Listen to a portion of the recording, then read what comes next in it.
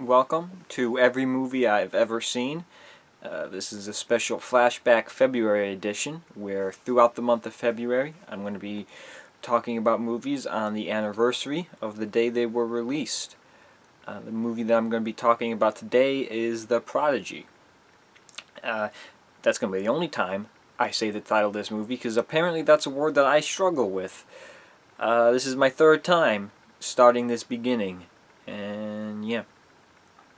And it doesn't really even matter because the title seemingly has nothing to do with the movie at all, so it really doesn't matter.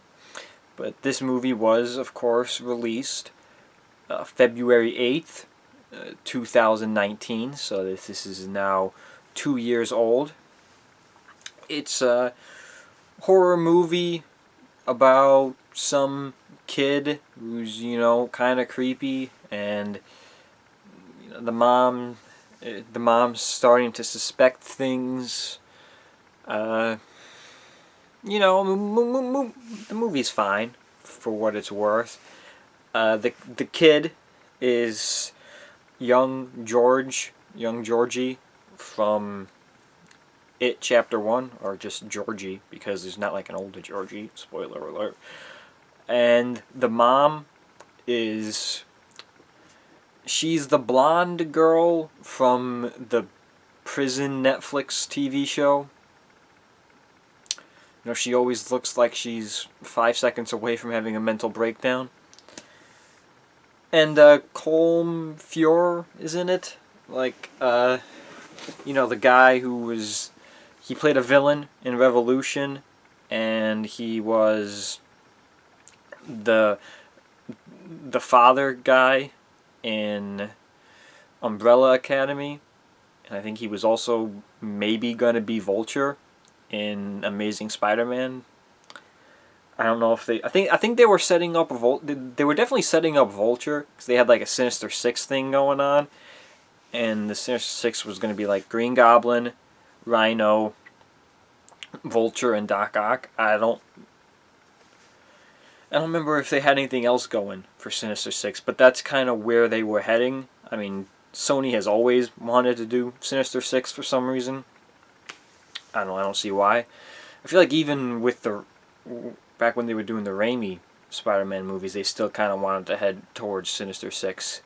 I know Spider-Man 4 was going to be like Malkovich as Vulture, and then Anne Hathaway was going to be like Lady Vulture or something, or Vulture's daughter, Vultress. I don't know.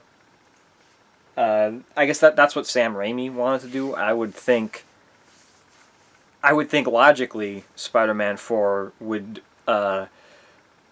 finally do Lizard, because they had set that up through Kurt Connors appearing in Spider-Man 2 and 3, which I really enjoyed that they had that character in there, and of course leading into Carnage some way.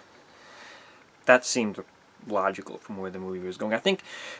I believe Sam Raimi wanted to do Vulture. I believe Sam Raimi wanted to do Lizard in Spider-Man 3, but they kind of pushed Venom, which he didn't really want to do.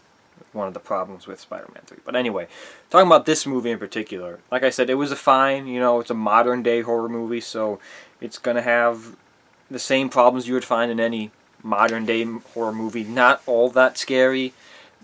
The plot kind of predictable. These jump scares which don't really work. I mean, they might have worked when horror movies first started doing them, but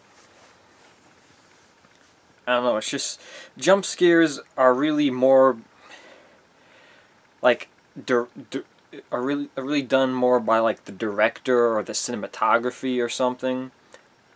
Nowadays, it's just trying we'll have a music sting. A loud music will blare at you, and something will jump out, and maybe hopefully that'll scare you. It doesn't really work, except for like rare cases. I mean, a movie that had a lot of good scares was definitely like Signs, and it wasn't really jump scares either. I mean, it's maybe like a precursor to jump scares. The infamous footage of the alien at in the Mexican party or something, and the foot creeping by in the cornfield. It was like good scares, and it really didn't have anything to do with like music or anything.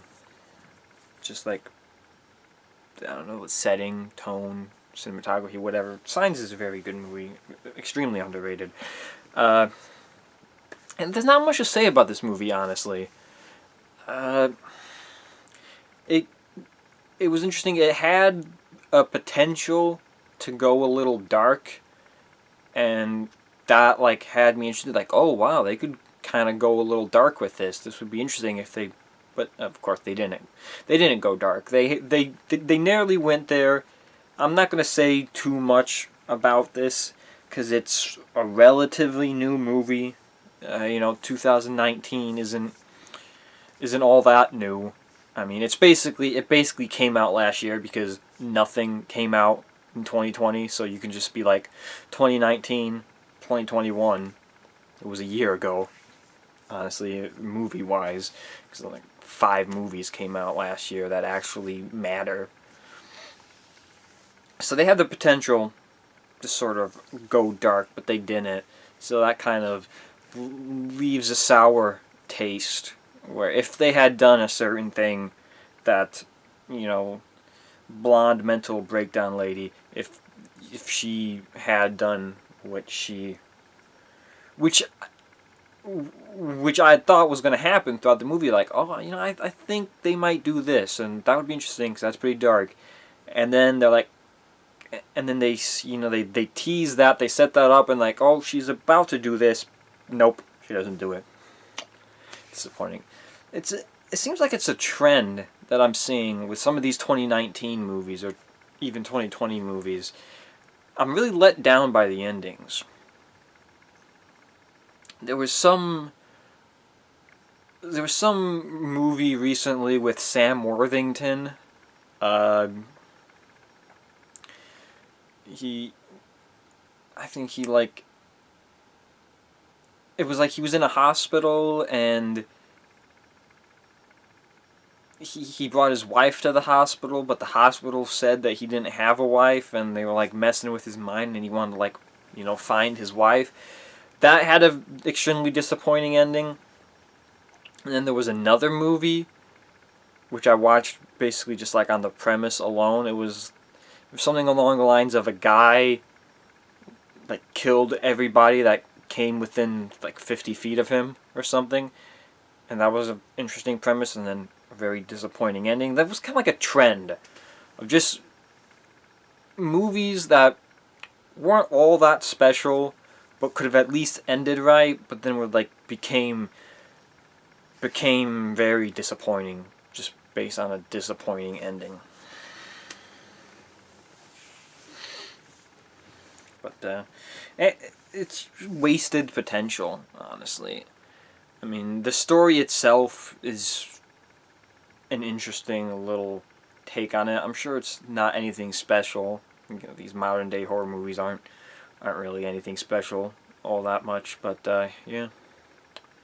A little bit of a disappointment with potential that they had. And like the father character, just, I don't know why are we still portraying fathers like this, especially in horror movies. I mean, they're just useless wastes of space. Honestly, like, I don't know.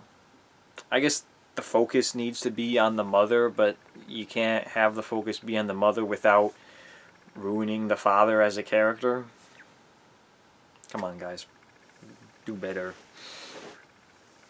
But yeah, that's all I've got to say about the Prodigy.